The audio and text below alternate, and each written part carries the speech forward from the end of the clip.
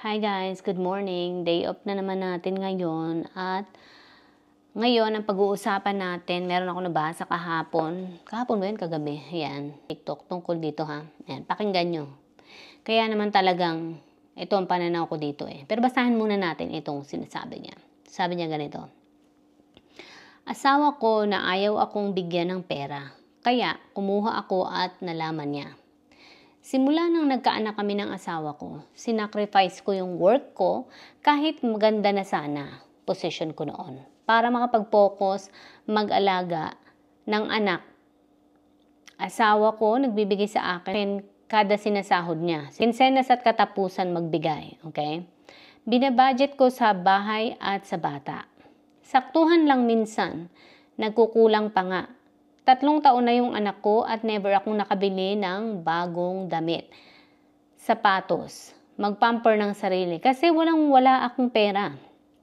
Hindi naman ako binibigyan ng pera ng asawa ko. Ako ng pansariling panggastos ko. May ipon naman siya pero para sa emergency at future ng bata. Siya nakakagala with friends. Ako nasa bahay. 3 taon na. Nagkaayaan kaming magbarkada na mag-meet kami kasama ng mga anak nila. Gusto kong pumunta kaya nagkuha ko ng 500 sa asawa ko, pamasahe lang. Nakapunta naman kami sa meet-up kasama anak ko. Pag uwi namin, hinahanap ng asawa ko ang 500 niya. Binibilang pala niya lahat ng pera niya, kahit barya. Sabi ko, saglit lang naman kami at para maranasan ko ulit makipagkita sa friends. Tanggapin ko na daw na iikot na lang ang buhay ko sa bata at sa bahay. Kaya di ko na daw kailangan pang bigyan ng pera.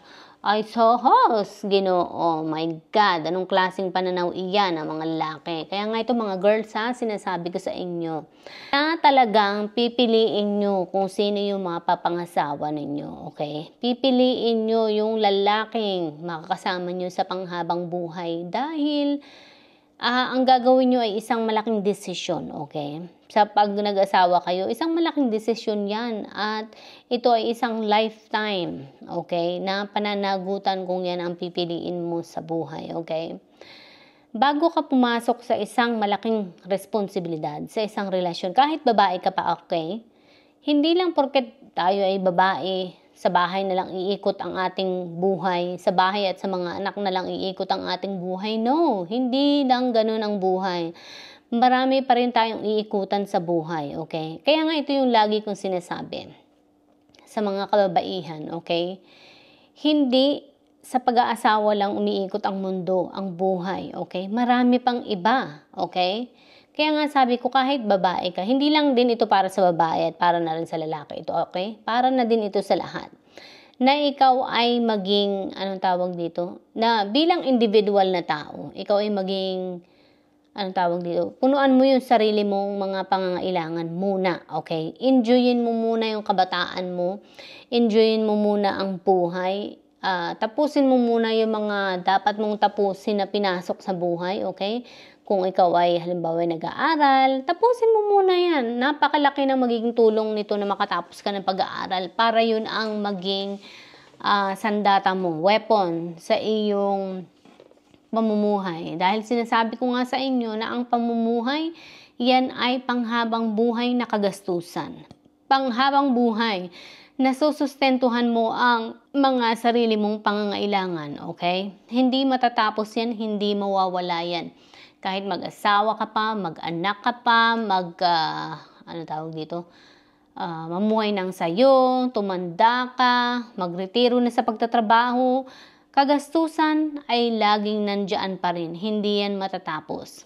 Kaya nga sabi ko sa inyo, hindi lang doon umiikot ang buhay. Marami tayong iikutan. Marami tayong kailangang kumpletuhing task dito sa mundong ito, okay? Ang first task natin, okay, na nakalaan para sa atin, sa bawat isa sa atin, sa bawat isang individual sa atin, okay? Tayo ay may mga task na sinusunod. Ang una ay, di ba, pinanganak tayo sa mundong ito. Inilabas tayo sa mundong ito ng mga magulang natin. Siyempre, pag-aaralin tayo ng mga magulang natin, di ba? Bibihira na ngayon na hindi ka pag-aralin ng mga magulang mo, okay? Siguro meron pa rin noon sa Pilipinas lang naman. But I don't think here is legal, even legal, hindi. So, pag-aaralin ka, yun yung pinakang number 1 task na gagawin mo. Okay? Kailangan matapos mo yung task na yon. Makapagtapos ka ng pag-aaral kahit man lamang high school. Okay? And then, kung mataas pa rin yung gusto mo sa buhay dahil kapag may pinag-aralan ka, mas malaki pa rin ang sweldo, di ba? Pero depende pa rin, like I said, kung ikaw ay nandito sa Amerika. Yun, kahit kayo may pinag-aralan, ganun pa rin. Yes, may pinag-aralan ka is malaki pa rin may itulong at malaki pa rin yung magiging sahod. Yes. So, depende sa profession na pipiliin mo. So, yun. Kaya, kung gusto mo, nakatapos ka ng pag-aaral ng high school, di ba? At gusto mo na magkaroon ng college level, college degree, mag-aaral ka pa rin. Pwede mo pa rin yung gawin. Pwede mo pa yung gawin pagka ano. Kaya nga sabi ko sa inyo, wag mo nang pag-aasawa ang unahin nyo. Saka na yung pag-aasawa kasi yan, lagi yung makapaghintayin. Ang tamang tao at tamang lalaki or tamang babae ay nakakapaghintay yan sa tamang panahon. Darating at darating yan sa tamang panahon. Okay? Mag-aasawa at mag-aasawa ka. Hindi yan anong tawag dito? Yung parang malalampasan mo. Okay? Saka ka na mag-asawa kapag okay na yung mga task na kailangan mong gawin. Okay? Nakapagtapos ka na ng pag-aaral. Ang kasunod na task is magtatrabaho ka. Siyempre, yan ang kasunod. Ang pangatlong task is mag-iipon ka, okay? Kasi kailangan mong magtrabaho at mag-ipon para masustentuhan nga ang pamumuhay, di ba? At ang pang-apat na task is kailangan mong magpundar ng sarili mong bahay at kung kinakailangan sasakyan, okay? Lalo na kung kailangan mo ang sasakyan at mahirap ang mag-commute, talagang sasakyan ang iyong the best na kailangan. Ano pang kasunod na task? Yung health insurance mo, yes. At yung kaperahan mo, kasama na yan dun sa pagkita ng pera. Pero yan, isama na rin sa 5. So yan. Yan yung mga task na kailangan mong gawin, okay? Pag yan na kumpleto mo na, hindi na magiging mahirap, hindi na magiging ganun kahirap ang buhay, okay? Dahil pwede ka nang magpamilya. Okay, meron ka ng sariling bahay at lupa, sasakyan. May ipon na rin sa bangko. Yes. So, completed na yung mga task mo. Ayan, sunod mo na yung pang-anim mong kasama sa task, ang magpamilya. Ayan, ang magkaroon ng mga anak. Siyempre, pag nagkaroon ka ng asawa at anak, okay na mga anak. Siyempre, pag-aplanuhan mo pa rin yung education naman nila. Okay, yan yung kasunod na task. There's always a task.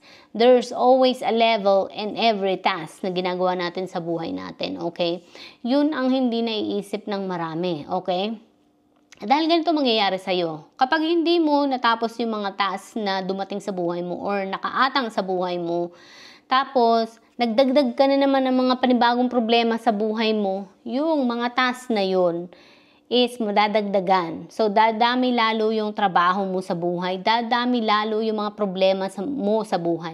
Dadami lalo yung mga task mo sa buhay na hindi mo malalampasan. Kasi nga, nagdagdag ka na naman, hindi mo pa natatapos yung mga naunang mga task. Okay? Yan yung tinatawag siguro na ningas kugon. Hindi ka pwedeng basta magningas kugon. Okay? Yung magsisimula, tapos iwanan mo na, abandonin mo na. Hindi ganon. Hindi ganun ang life, okay? Tatapusin mo yung bawat level na yun ng buhay mo, okay? And then, pag natapos mo na, sabi ko na nga sa'yo, na mas madali mo nang masusolusyonan yung bawat mga problemang darating sa buhay mo. Kasi nga, nalampasan mo na sila yung mga level na yan, eh. Kaya madali na sa mga susunod pang mga level. Hindi na ganoon kahirap, okay? Yes. Parating maglaan ng maraming tanong sa sarili kung kakayanin mo ba yung buhay na pinasok mo. Kung pag nag-asawa ko ba, ito na ba yung lalaking para sa'yo? Siya na ba ang lalaking para sa'yo? At ito bang lalaking ito? Kailangan magkaroon ka rin ng background check. I-background check mo yung lalaki. Or kahit hindi man background check, ikaw yung interview sa lalaki. Okay? Yung sa paraan na parang hindi niya mahalata na ini-interview mo siya. You know, tanungin mo dahil doon pa lang malalaman mo na kung ano yung buhay niya. Okay?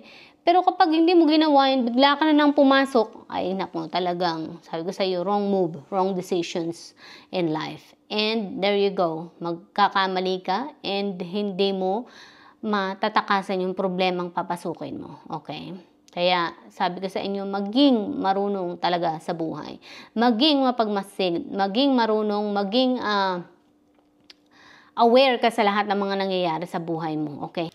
Kaya nga ako, ang na-discover ko talaga sa buhay ko is kailangan lagi ka talagang may trabaho. Kailangan lagi ka talagang meron kang sariling pera na sa'yo. At kailangan na ihanda mo talaga yung sarili mong buhay kaperahan. Yes, okay? Nadiskubre ko sa sarili ko na ang hirap pala talaga na iasa mo yung sarili mong buhay sa iba. Imagine kung wala kayong, kung hindi nyo naranasan yung nararanasan ko, yung feeling na, alam mo yun, kasi nga ako may anxiety ako, di ba?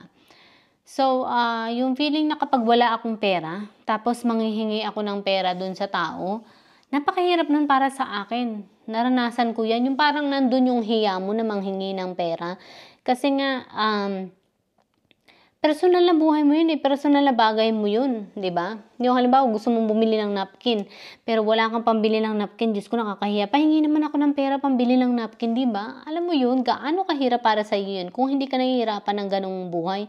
Ako nahihirapan ako ng ganong sitwasyon. Yes, kaya ako talagang sabi ko sa sarili ko, nadiskubre ko sa sarili ko na sabi ko, kailangan pala, kahit pala ako'y babae, kailangan ay magsumikap din ako sa buhay ko. Magkaroon din ng sarili kong pera. Magkaroon din ng sarili kong ipon. Magkaroon din ng sarili kong, yung parang maging financially stable din ako. At financially independent din ako. Kasi mahirap. Napakaswerte mo kung ang makukuha mong lalaki is talagang walang problema sa pagdating sa pera. Merong mga lalaking ganyan, okay? Pero ako kasi, kahit pa ganyan yung lalaki, ayokong dumating ako sa punto ng buhay ko na yung parang kailangan, yung susumbatan ako dahil, ako nagbumuhay sa iyo, kundi dahil sa akin, ganito ganyan, ayoko ng ganun. Yes. Kasi may mga lalaki, hindi ko nilalahat may mga lalaki na, anong tawag dito? Yung parang isusumbat sa iyo lahat na kung hindi dahil sa akin, ganito ganyan, wala ka sa mundong ito, or kung hindi dahil sa akin, di ka mabubuhay ganito ganyan. Ayoko ng ganun, Diyos ko, sa taas ang pride ko. Ayoko ng ganun. Ayoko dumating ako sa punto ng buhay ko na wala akong kakayahang gawin dahil nga wala akong pera. Kasi nga nakita ko sa ibang tao Sa maraming tao, yung mga problema nila sa buhay nila na, lagi rin ang sinasabi, wala akong pera, hindi ako makaalis kasi nga wala akong trabaho, wala akong pera. Nanghihingi lang naman ako sa kanya ng pera or binibigyan lang naman niya ako ng pera. Ayokong dumating ako sa ganung punto ng buhay ko. So, sabi ko sa inyo, may mga lalaki na kahit anong sabi pa niya na, ako na lang bahala sa iyo, ako na lang bubuhay sa iyo, kaya kitang buhayin, kaya kitang sustentuhan. Sabi ko sa inyo, kahit pa ganyan ang sinasabi niya, may mga lalaki na sasabihin pa rin sa inyo na, gumastos ka ng ganito, ganyan, gumastos ka ng ganyan.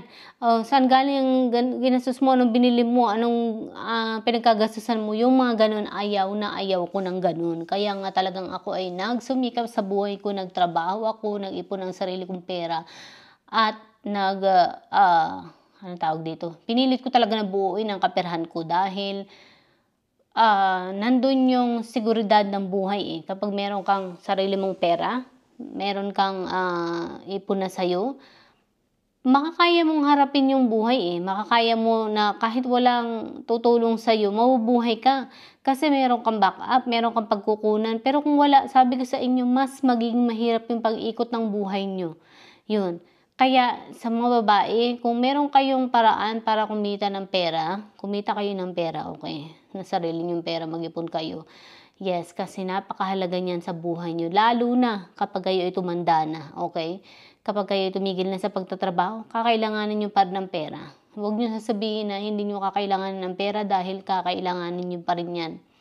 Pag kayo tumigil na sa pagtatrabaho, lalo na pag nagkasakit kayo, nagkaroon kayo ng mga matinding karamdaman, kakailanganin nyo pa rin ng pera, okay? Tanungin nyo ang sarili nyo, sino mag-provide nun para sa inyo? Kung ngayon pa nga lang hindi nyo na maasahan yung inyong mga asawa, di ba? Yung mga karelasyon ninyo. Well, in the future, ganun pa rin ang mangyayari. Hindi ka pa rin niya makakayang sustentuhan. Kaya ikaw sa sarili mo, kailangan na gumawa ka din ng paraan upang maihanda ang sarili mong buhay at least, para hindi maging ganun kahirap ang buhay. Para, kumbaga, kung sakali man na siya ay nag-failed sa kanyang sarili din at sa'yo, ikaw ay hindi ka failed, okay? Kasi kung pareho kayo sa kanya ka umasa, ito ay sumuko na rin sa buhay niya, so dalawa na kayo magiging failed. Or dalawa na kayo magiging failed, tama. So, pareho na kayo mahihirapan. Ngayon, sino ang kawawa niyan? So, isipin niyo yun. So, yun ang point ko, okay? Kaya bilang mga babae, kung may pagkakakitaan kayo, pagkakitaan nyo, kumita kayo ng sarili nyong pera at magtabi kayo, okay? Para sa sarili nyo. Kasi hindi nyo, ito masasabi ko, mahirap iasa ang buhay sa ibang tao. Ang kaperahan, mahirap yang iasa sa iba. Alright, so hanggang dito na lang. Bye!